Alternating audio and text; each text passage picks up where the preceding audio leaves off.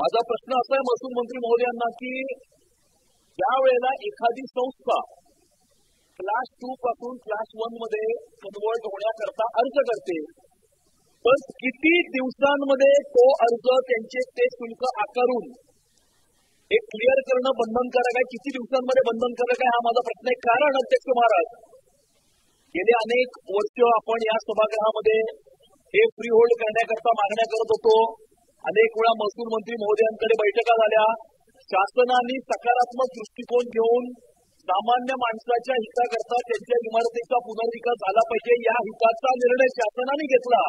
परंतु अध्यक्ष महाराज, त्या ठिकाणी जे परमनंट गव्हर्नमेंट बसलंय ना अध्यक्ष महाराज, परमनंट गव्हर्नमेंट म्हणजे अधिकारी हे 10% तर अधिकृत शासनाला भरावे लागतात, परंतु त्याच्यावरती त्यांचा कर वेगळा आहे अध्यक्ष महाराज.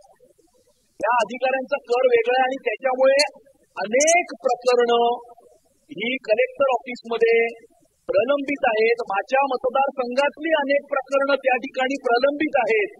काही ना काही कारण काढून त्या ठिकाणी क्वेरीज रेज केल्या जातात अध्यक्ष महाराज.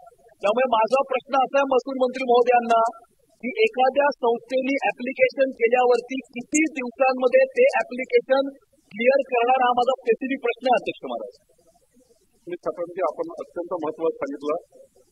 माननीय अमित साहेबांचं म्हणणं आहे की जे 1 कोटी रुपयापर्यंत कलेक्टरलाच अधिकार आहे, पण तुमचं म्हणणं बरोबर आहे.